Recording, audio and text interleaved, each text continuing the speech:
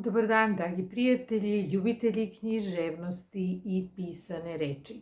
Današnji segment 3 minuta za književnost posvetit ćemo odlomku iz poznatog romana Fjodora Mihajlovića Dostojevskog Idiot.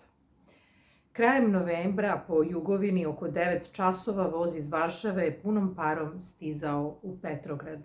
Vlaga i magla su bile tako jake da je jedva svanulo. Na 10 koraka desno i levo od železničke pruge kroz prozore se nije moglo gotovo ništa razaznati. Među putnicima bilo je onih koji su se vraćali iz inostranstva, ali odeljci trećeg razreda bili su puniji i to zaposlenog običnog sveta iz ne tako daleke okoline. Kako to uvek biva, svi su bili umorni, svima preko noći otežali očni kapci, svi su prozebli, lica su svima izgledala bledo-žuta nalik na boju magle. U jednom vagonu trećeg razreda u svanuće našla su se kraj samog prozora jedan naspram drugog dva putnika, obojica mladi ljudi, gotovo bez prtljaga, ne pomodarski odeveni, oba dosta upadljivog lica koji su najzad poželeli da stupe u razgovor. Kad bih njih dvojica znali zbog čega su i jedan i drugi u taj mah toliko neobični, oni bi se svakako iznenadili što ih je slučaj tako čudno sastavio jednog s drugim u kolima trećeg razreda u vozu Varšava-Petrograd. Jedan je bio oniska rasta, star 27-8 godina, kudreve i gotovo crne kose sitnih, sivih, ali vatrenih očiju. Nos mu je bio širok i spljošten, lice ispupčenih jagodica, tanke usne su mu se neprestano razvlačile u nekakav drzak, podrugljiv, čak zao osmeh, ali čelo mu je bilo visoko i lepo te ublažavalo manje plemenito razvijeni donji deo lica. Na njemu je posebno padalo u oči beživotno bledilo, zbog čega je celo lice mladog čoveka izgledalo ispijeno, mada je on bio dosta jake građe, istovremeno nekako strastveno, skoro patničko, što se nije slagalo s drskim i grubim osmehom i njegovim opštim, samozadovoljnim pogledom.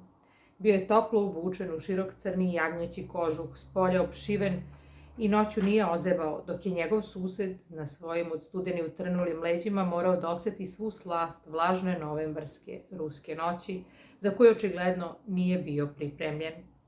Na njemu je bio dosta širok i debeo grtač bez rukava i sa ogromnom kapuljačom, upravo onakav kakav često nose zimi putnici negde daleko u inostranstvu, u Švajcarskoj ili, na primjer, u severnoj Italiji.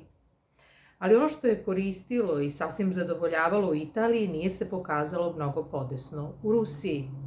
Vlasnik pelerine s kapuljačom bio je mlad čovek, takođe svojih 26 ili 7 godina, nešto viši od srednjeg rasta, sasvim plave, guste kose upalih obraza i slabe, šiljaste, gotovo potpuno bele bradice. Oči su mu bile krupne, plave i pronicljive. U njihovom pogledu bilo je nečeg tihog, ali teškog, nečeg punog, onog čudnog izraza po kome neki na prvi pogled otkrivaju kod čoveka padavicu.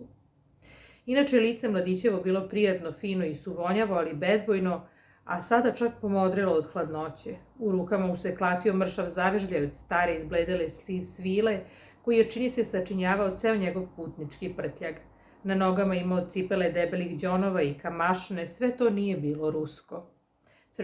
Crnomanjasti sused u opšivenom kožuhu sve je to zapazio delom od duga vremena i najzad ga upitao s neuljudnim osmehom u koji se neki put bezobzirno i podcenjivački ispoljava ljudsko uživanje zbog nevolja svog bližnjeg.